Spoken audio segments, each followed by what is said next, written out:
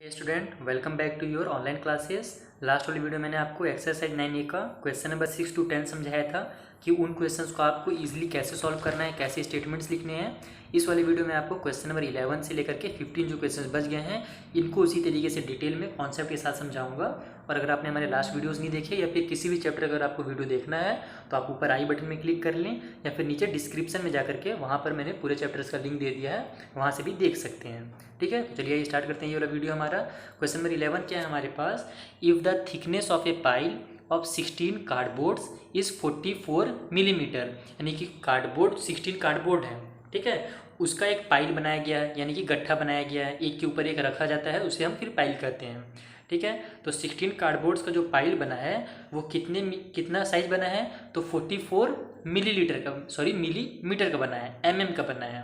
ठीक है ना, मिलीमीटर किसे कहते हैं, तो इसके लिए जो एकदम छोटी छोटी लाइन होती है ना पास में, उसे हम मिलीमीटर कहते हैं, वो सेंटीमीटर से भी छोटा होता है।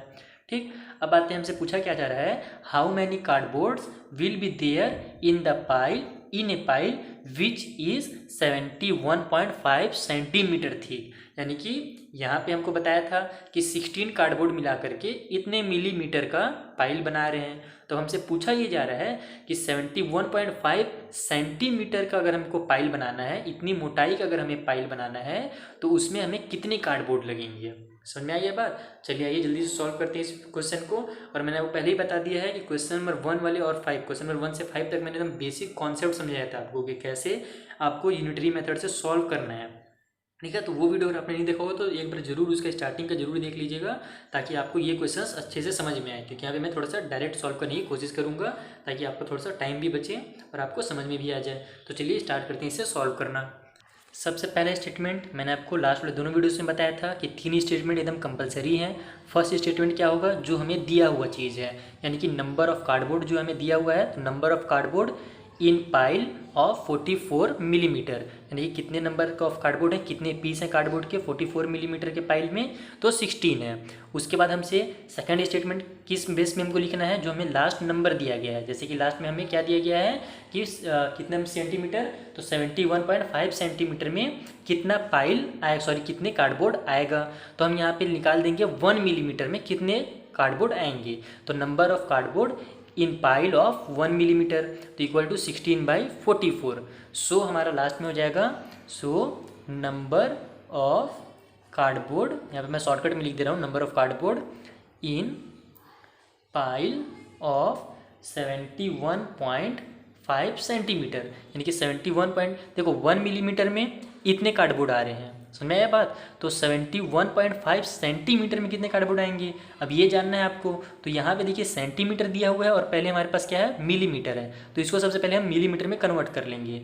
तो इक्वल टू हमारा हो जाएगा 71.5 और 1 सेंटीमीटर में कितने मिलीमीटर होते हैं, 10 होते हैं, तो हम यहाँ पे मल्टीप्लाई करेंगे 10 से, तो इक्वल टू हमारा आंसर हो जाएगा 715 मिलीमीटर, क्योंकि 10 से ये डेसिमल एक नंबर आगे निकल जाएगा तो ये बाहर हो जाएगा, यानी कि 715 मिलीमीटर हमको पूछा जा रहा है एक्चुअल में कि 715 मिलीमीटर में कितने नंबर ऑफ कार्डबोर्ड होंगे। समझ आ गया बात। तो अब यहाँ पे 1 मिलीमीटर का अपने को पता है इतना कार्डबोर्ड होगा, तो 715 मिलीमीटर में कितना होगा ये जानने के लिए जब 1 का पता रहता है और ज़्यादा का पूछता है तो हम उसी नंबर से उसका मल्टीप्लाई कर देते हैं, यानी कि 16/44 का मल्टीप्लाई कर देंगे हम 715 से। समझ में आ गया बात। अब देखिए जो जो नंबर कट हो रहे हैं सबसे पहले उनको कट कर लीजिए। जैसे ये दोनों आपस में 4 से कट हो रहे हैं तो हम इनको 4 से कट कर लेंगे। 4 4 जा हमारा हो जाएगा 16, ठीक है, और नीचे में 4 1 जा 4, 4 1 जा 4, ये हो गया, यानी कि 4/11। अब देखते हैं कि क्या ये नंबर हमारा 11 से कट हो रहा है क्या, क्योंकि 11 तो प्राइम नंबर है, वो अब किसी से कट होने वाला है नहीं, तो इन दोनों को हम चेक कर लेते हैं। तो ये तो 11 1 जा 11 हो ही जाएगा। यहाँ पे अगर हम इसको कट करते हैं तो 11 6 जा 66 हो जाएगा, बच जाएगा 5 इधर जाके 55 बना देगा, और 11 5 जा 55 भी हो जाएगा, यानी ये पूरा पूरा कट हो जा रहा है हमारा। तो हम यहाँ पे कट कर देंगे 11 जा 11 6 जा 66, 71 में से 66 जब हमने कट किया तो बच गया कितना, 5 बच गया, वो 5 चल जा रहा है इधर हमारा और इसे बना दे रहा है 55, और ये बन जा रहा है 11 5 जा 55, यानी कि हमारा डिनोमिनेटर में केवल 1 बचा और न्यूमरेटर में हमारा 4 × 65 हो गया। इनका मल्टीप्लाई कर देते हैं हमको आंसर मिल जाएगा। तो 4 5 जा हमारा हो जाएगा 20 का 0, कैरी हो गया 2, 4 6 जा 24 और 2 हमारा हो जाएगा 26, यानी कि 260 क्या होंगे, सीट्स होंगे कितने तो 71.5 सेंटीमीटर के पाइल में। समझ आया बात। इस तरीके से आपको इसके आंसर निकालने हैं। अगर आपने 1 से 5 तक के वीडियो, 6 से 10 तक के वीडियो देखे होंगे ना, तो ये आपको इजीली समझ में आएगा। अगर आप डायरेक्ट देखेंगे तो थोड़ा सा आप कंफ्यूज हो सकते हैं। ठीक, तो इस तरीके से आपको इसको सॉल्व करना था। समझ में आ गया। अब हम चलते हैं नेक्स्ट वाले वीडियोज़ में, नेक्स्ट क्वेश्चन में। क्वेश्चन नंबर 12 देखते हैं क्या दिया हुआ है। तो at a particular time of a day, यानी कि किसी भी टाइम में डे के, a 7 metre high flag staff cast a shadow which is 8.2 metre long. यानी कि 7 मीटर हाई एक फ्लैग स्टाफ है, वो एक शैडो बना रहा है। कितने मीटर का? तो 8.2 मीटर का। समझ में आया बात। तो हमसे क्या पूछ रहा है, what is the height of the building. तो उस बिल्डिंग का हाइट बताइए which cast a shadow 20.5 metre in length at the same moment. यानी कि उसी समय एक बिल्डिंग भी है, वो इतने साइज का अपना क्या बना रहा है, शैडो बना रहा है। तो हमको ये बताना है कि वो बिल्डिंग का साइज़ कितना है। तो इसी तरीके का शैडो वाला जो क्वेश्चन है सेम हमारे चैप्टर 8 में मैंने आपको बताया था, लेकिन वहाँ पे हमें उसे फाइंड करना था अलग मेथड से। क्यों अलग मेथड? क्योंकि वो था हमारा प्रोपोर्शन वाला मेथड, ठीक है ना। तो वो ज़्यादा ईजी है। यहाँ पे ये भी हमारा, अगर हम इस मेथड से बनाएंगे तो ये भी बहुत इजी लगेगा। अगर आप इसको समझ जाएंगे एक बार ना, तो आपको ये भी इजी लगेगा कि यूनिटरी मेथड से इस टाइप से क्वेश्चंस को कैसे बनाया जाता है। तो चलिए आइए, मैं कोशिश करता हूँ कि आपका मेन बेसिक कॉन्सेप्ट क्लियर किया जाए। देखो, सबसे पहले आप क्या करोगे, एक स्टेटमेंट लिखोगे जो हमारे क्वेश्चन में दिया गया है। तो हमारे क्वेश्चन में क्या दिया गया है कि जो शैडो का साइज है उसके हिसाब से फ्लैग स्टाफ का साइज कितना है। तो size of flag staff whose shadow is 8.2 metre, यानी 8.2 मीटर वाले फ्लैग स्टाफ का साइज़ कितना है। तो 7 मीटर, यहाँ पे साइज की जगह आप लेंथ भी लिख सकते हो, ठीक है। तो यहाँ पे हमसे अब दूसरा हमको क्या करना है अब कि 1 मीटर का अपने से क्या पूछा है कि इतने मीटर जो शैडो बनाएगा उसका साइज़ कितना होगा। तो हमको पता होना चाहिए कि 1 मीटर जो चीज़ शैडो बनाएगा उसका साइज़ कितना होगा। तो यहाँ पे 8.2 मीटर वाले का साइज़ है 7 मीटर, तो 1 मीटर वाले का साइज़ कितना होगा 7/8.2। तो यहाँ पे आप साइज ऑफ फ्लैग स्टाफ भी लिख सकते हैं। मैंने यहाँ पे थिंग लिख दिया कि size of a thing whose shadow is 1 metre, कि 1 मीटर का शैडो का जो एक चीज़ होगा जो कि 1 मीटर का शैडो बनाएगा उसका साइज होगा 7/8.2 मीटर। अब हमसे जो पूछा जा रहा है वो लिख लेंगे हम कि साइज ऑफ बिल्डिंग, साइज पीछे होता है या फिर लेंथ लिखा था, जो भी लिखा हुआ वही लिखेंगे। हाइट ऑफ बिल्डिंग लिखा था, ठीक है। तो यहाँ पे भी आप साइज की जगह में हाइट लिखेंगे। मैं नॉर्मल जल्दी जल्दी बना रहा था स्टेटमेंट, तो मैंने यहाँ साइज लिख दिया। आप हाइट लिख देंगे कि height of building whose shadow is 20.5 metre. यानी कि देखो 1 मीटर वाले का इतना शैडो है, तो 20.5 मीटर वाले का, यानी सॉरी साइज इतना है ना, हाइट इतना है सीज का, थिंग का, ठीक है। तो यहाँ पे हमारे पास 20.5 मीटर जो चीज़ शैडो बना रहा है उसका साइज़ कितना होगा, उसका हाइट कितना होगा। तो हमको पता है कि इसमें हम इसका मल्टीप्लाई कर देंगे तो हमको पता चल जाएगा, क्योंकि 1 का इतना है तो 25 पॉइंट का हमको पूछ रहा है। तो 7/8.2 और मल्टीप्लाई कर दीजिए आप इसका 20.5 से।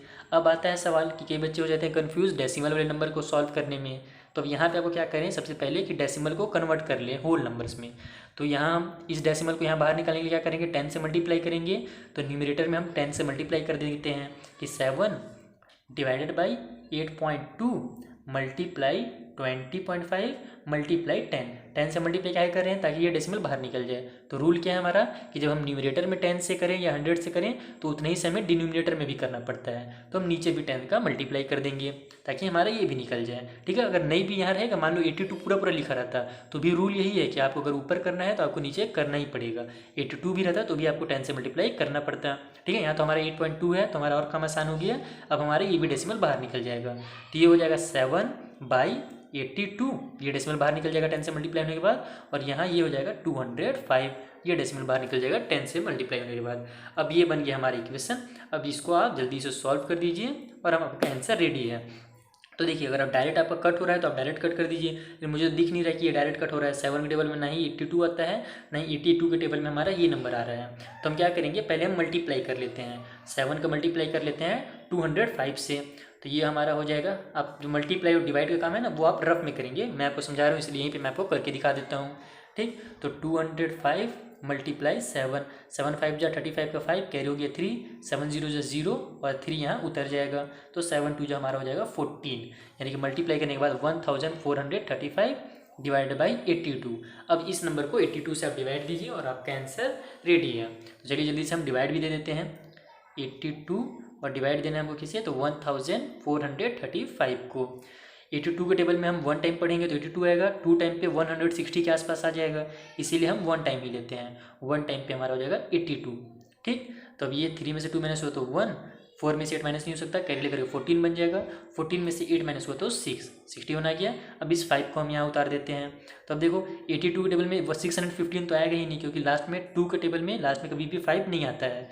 तो हम देखते हैं कि 8 के टेबल में 60 के आसपास कौन सा नंबर आता है, तो हमारा 8 7 या 56 होता है, यानी 82 के भी टेबल में 7 टाइम के आसपास हमारा कुछ आना चाहिए आंसर। तो हम इसका मल्टीप्लाई करके चेक कर लेंगे कहीं पे भी रफ में। ठीक है, तो मैं यहीं पे नीचे में यहाँ पे मल्टीप्लाई करके चेक भी कर लेता हूँ। 82 मल्टीप्लाई हम करते हैं 7 से, देखते हैं कितना आंसर आता है। 7 2 14 का 4, कैरी हो गया 1, 7 8 56 और 1 57, 574 आ गया। और हम लोग 8 टाइम अगर लेते हैं तो जाहिर सी बात है कि इससे बहुत ज़्यादा हो जाएगा और इससे भी ज़्यादा हो जाएगा। ठीक है, तो हम एक बार यहाँ पे करके भी देख लेते हैं कि 8 टाइम पे हमारा कितना आएगा, तो हम प्लस करके देख लेते हैं। 4 और 2 6, 7 और 7 14 और 1 15 का 5, कैरी हो गया 1, 5 और 1 6, यानी 656 आ जाएगा 8 टाइम पे। तो हम 7 टाइम पे ही ले लेते हैं, 7 टाइम पे हमारा हो जाएगा कितना, तो 574। तो यहाँ पे हमने लिख लिया, 5 में से 4 माइनस हो तो 1, अब यहाँ 1 में से 7 माइनस हो नहीं सकता, कैरी लेकर के 11 बन जाएगा, 11 में से हमारा 7 माइनस हो जाएगा तो बच जाएगा 4, यानी कि 41। अब हमारा क्या करना है, सबसे पहला काम, अब ये छोटा नंबर हो जा रहा है तो हम यहाँ डेसिमल लगाएंगे और यहाँ पे एक 0 बढ़ा देंगे। अब 82 के टेबल में 41 कितना टाइम पे आता है, तो जाहिर सी बात है 5 टाइम पे ही आएगा। कैसे आएगा, क्योंकि देखो यहाँ पे 82 को एकदम हाफ है 41, इसलिए 82 के टेबल में 5 टाइम में 410 आ जाएगा। आप ये चेक भी कर सकते हो, ये छोटे मोटे ट्रिक्स हैं, आप जब मुझे पढ़ते रहेंगे ना वीडियो से तो आपको ये सब ट्रिक्स समझ में आने लगेगा।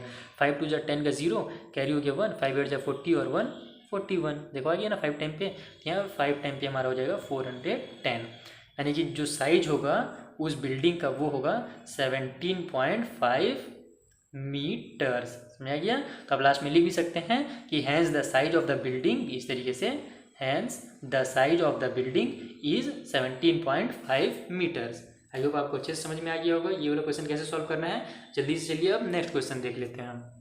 क्वेश्चन नंबर 13 हमारे पास क्या दिया हुआ है कि 15 man can build a 16.25 metre long wall up to a certain height in 1 day, यानी कि 15 आदमी 15 मैन मिल करके एक 16.25 मीटर लंबे दीवार को, वॉल यानी कि दीवार होता है, ठीक है, तो दीवार को बनाते हैं एक दिन में। समझ आ गया, 15 आदमी मिल करके।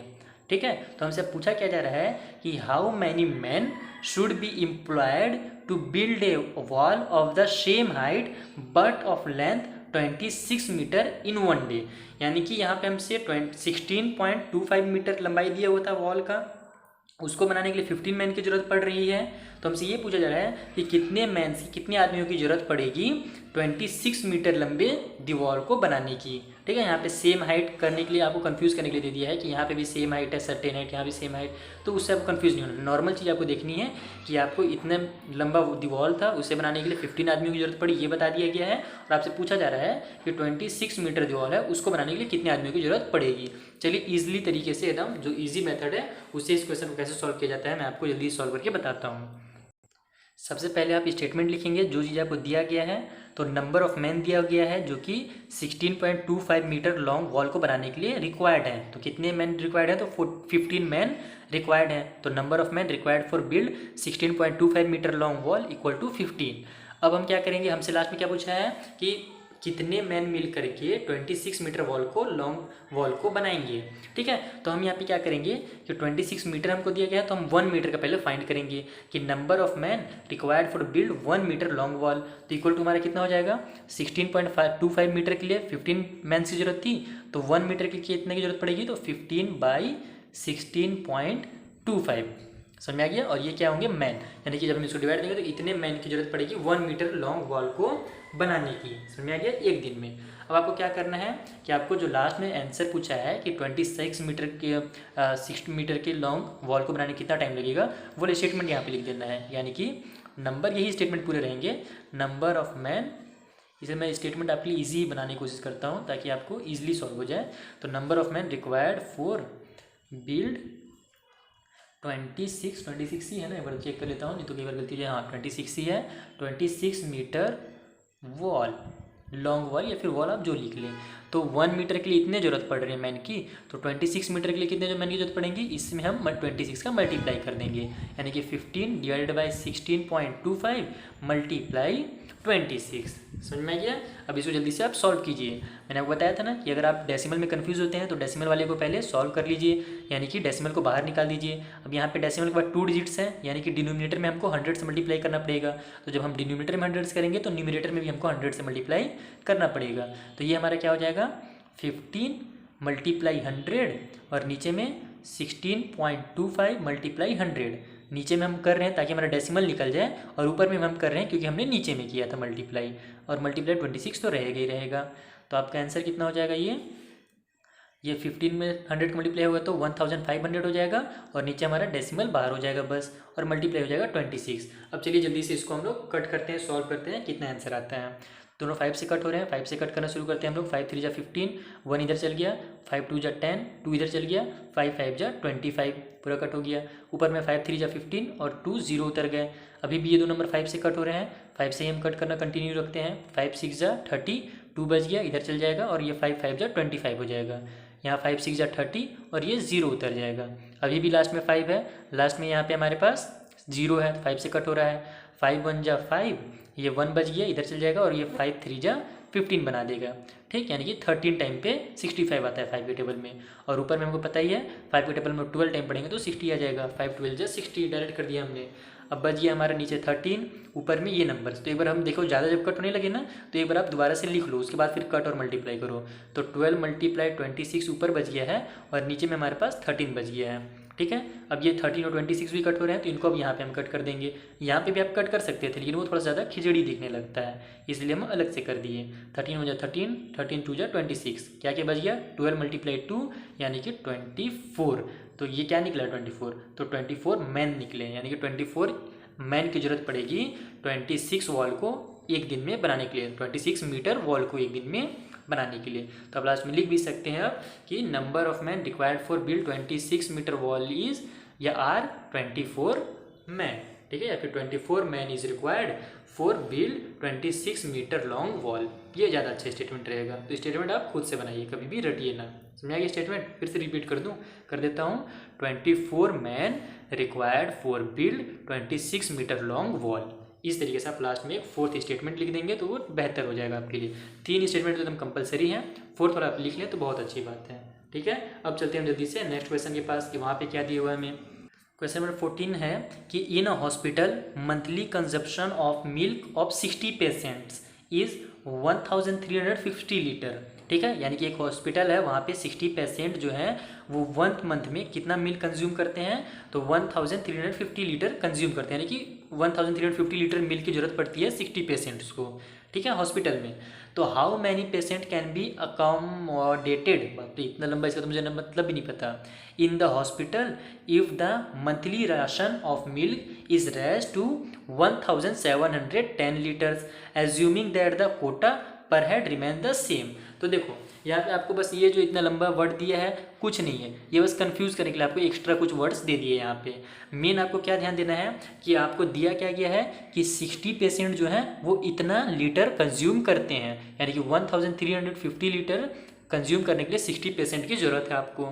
ठीक, तो अब आपसे पूछा ये जा रहा है कि 1710 लीटर्स को कंज्यूम करने के लिए कितने पेशेंट की जरूरत पड़ेगी। तो बस आपको यहाँ क्या करना है, 1 लीटर का निकाल देना है कि 1 लीटर के लिए कितने पेशेंट होते हैं। तो 1 लीटर इक्वल टू आपका हो जाएगा 60 डिवाइडेड बाई 1350, और उसके बाद आपको 1710 लीटर का बताना है। तो जो आपने निकाला है इतना 60 डिवाइडेड बाई 1350, उसका मल्टीप्लाई कर दीजिएगा 1710 से, और इसको आप जब सॉल्व कीजिएगा ना तो आपका आंसर निकल जाएगा। स्टेटमेंट एकदम इजी वाले खुद से बनाने की कोशिश कीजिएगा, और एकदम नॉर्मल वर्ड्स में, यानी कि इतना बड़ा बड़ा आप भी वर्ड डाल दें उसमें, एकदम जरूरी नहीं है। आप एकदम नॉर्मल वर्ड से स्टेटमेंट बनाइए और इसको खुद से सॉल्व कीजिए। कोई यहाँ पे डेसिमल वाला नंबर नहीं है, इजिली ये कट भी होने वाला दिख रहा है मुझे, तो इसको आप खुद से ट्राई कीजिए सॉल्व करना। ठीक है, कुछ चीज़ों में खुद से दिमाग लगाना बहुत जरूरी है, अदरवाइज फिर आप केवल रट्टू तोता हो जाएंगे। हम लास्ट क्वेश्चन देख लेते हैं, क्वेश्चन नंबर 15।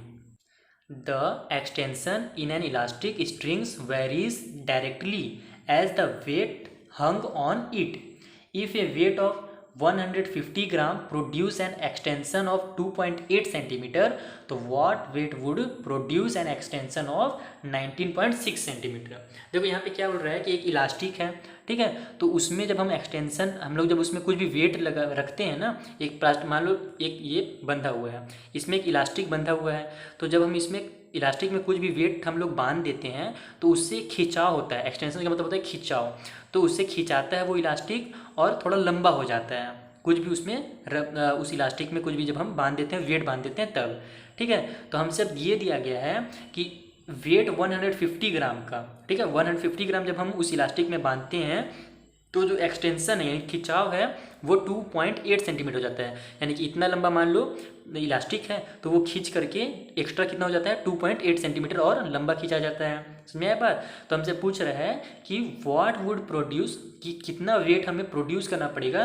ताकि जो इलास्टिक है उसमें कितना खिंचाव पैदा हो, 19.6 सेंटीमीटर। समझ में आया। एक बार डायग्राम बना के भी समझा देता हूँ मैं आपको कि एक इलास्टिक है यहाँ पे मान लो एक लकड़ी में बंधा हुआ, ठीक है, लकड़ी उकड़ी कुछ नहीं दिया, बस मैं आपको समझाने के लिए बता रहा हूँ। तो इस इलास्टिक में जब हम लोग वेट बांधते हैं ना तो वो थोड़ा सा खींचता है अपने आप को, इलास्टिक थोड़ा सा खींचाता है, जाहिर सी बात है कि रबर है तो वो खींचेगा ही, नीचे एक्सटेंस होगा ही।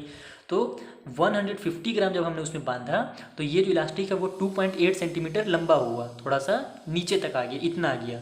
तो हमसे ये पूछ रहा है इसमें कि अगर हम उसको लंबा करना चाहें 19.6 सेंटीमीटर, इतना लंबा अगर हम एकदम करना चाहें 19.6 सेंटीमीटर तो हमें कितना वेट उसमें बांधना पड़ेगा। तो जल्दी से आइए इस क्वेश्चन को भी मैं आपको सॉल्व करके बताता हूँ कि कैसे आप इसे सॉल्व करेंगे। इस तरीके से सबसे पहले आपको स्टेटमेंट्स लिख लेने हैं। मैंने पॉज करके लिख लिया ताकि वीडियो हमारा ज़्यादा लेंथी ना हो, ऐसे भी 21 मिनट का बहुत ज़्यादा लेंथी हो गया है, 21 मिनट्स का। तो देखो सबसे पहले आपको लिखना है, हमसे देखो पूछा क्या जा रहा है लास्ट में कि कितना वेट का जरूरत पड़ेगा। तो आप वेट से स्टार्ट करो वहाँ पे कि weight that produce extension of 2.8 centimetre, यानी कि वो वेट जिससे एक्सटेंशन 2.8 सेंटीमीटर हो जा रहा है, तो वो वेट क्या है 150 ग्राम है। तो अब हम क्या करेंगे, हमसे पूछा जा रहा है 19.6 सेंटीमीटर का, तो हम 1 सेंटीमीटर का पहले बताएंगे कि weight that produce an extension of 1 centimetre. तो 2.8 सेंटीमीटर का 150 था, तो 1 सेंटीमीटर निकालने के लिए हम लोग क्या करेंगे 150 डिवाइडेड बाई 2.8 कर देंगे, तो हमको 1 सेंटीमीटर का पता चल जाएगा। और लास्ट में हम स्टेटमेंट लिखेंगे जो हमको चाहिए, तो weight that produce an extension of 19.6 centimetre, यानी कि 19.6 सेंटीमीटर के लिए कितना वेट का जरूरत पड़ेगा, इतना मतलब एक्सटेंस करने के लिए, उस रबर को खिंचाव पैदा करने के लिए। तो 150.28 जो कि 1 सेंटीमीटर का था उसमें हम मल्टीप्लाई कर देंगे 19.6 सेंटीमीटर का, तो हमको पता चल जाएगा कि 19.6 सेंटीमीटर के लिए कितना वेट का जरूरत पड़ेगा। अब इसको आप सॉल्व कीजिए और आपका आंसर रेडी है। तो मैंने आपको बताया ना कि अब आप सबसे पहले अगर आप डेसिमल कन्फ्यूज होते हैं तो उस डेसिमल को आप बाहर निकाल दीजिए। तो यहाँ पे आप 10 से मल्टीप्लाई कीजिएगा तो डेसिमल बाहर हो जाएगा, तो हमको नीचे भी 10 से मल्टीप्लाई करना पड़ेगा और उसकी वजह से नीचे वाला भी डेसिमल बाहर हो जाएगा। तो यहाँ पे मैं मल्टीप्लाई वाला नहीं लिखता हूँ, मैं डायरेक्ट आंसर लिखता हूँ। आपका मल्टीप्लाई करने के बाद क्या आ जाएगा 150 डिवाइडेड बाई 28 आ जाएगा डेसिमल बाहर होने के बाद, और इधर हो जाएगा 196। अब तो इसको आप सॉल्व कर ही सकते हैं। चलिए जल्दी से सॉल्व कर देते हैं। नॉर्मल नंबर से आप कट करना चाहें तो नॉर्मल नंबर से कट करें, डायरेक्ट कट करना चाहें तो आप डायरेक्ट भी कट कर सकते हैं। तो हम नॉर्मल से स्टार्ट करते हैं, जैसे कि 2 से करते हैं। 2 1 2, 2 4 8, यहाँ पे हमारा हो जाएगा, इस नंबर को कट कर देते हैं तो 2 9 18 हो जाएगा, बच गया 1 इधर कैरी चल जाएगा, और 2 8 हो जाएगा हमारा 16। और यहाँ 14 हो गया है और यहाँ पे 98 हो गया है। 14 टेबल में आता है क्या? यस, 7 टाइम पे आता है। तो 14 1 14, 14 7 हमारा हो जाएगा 98। अब क्या क्या बच गया, केवल 150 मल्टीप्लाई 7 बच गया। ऊपर में डिनोमिनेटर में 1 है, उसको लिखने की जरूरत नहीं है, इसका मल्टीप्लाई कर देते हैं हम। 7 0 0, 7 5 35 का 5 कैरी हो गया 3, 7 1 7 और 3 हमारा हो जाएगा 10। तो 1050 ग्राम जो होगा एक्सटेंशन का मतलब वेट का जरूरत पड़ेगा उस इलास्टिक को 19.6 सेंटीमीटर खींचने के लिए, एक्सटेंशन पैदा करने के लिए उसमें, ठीक है।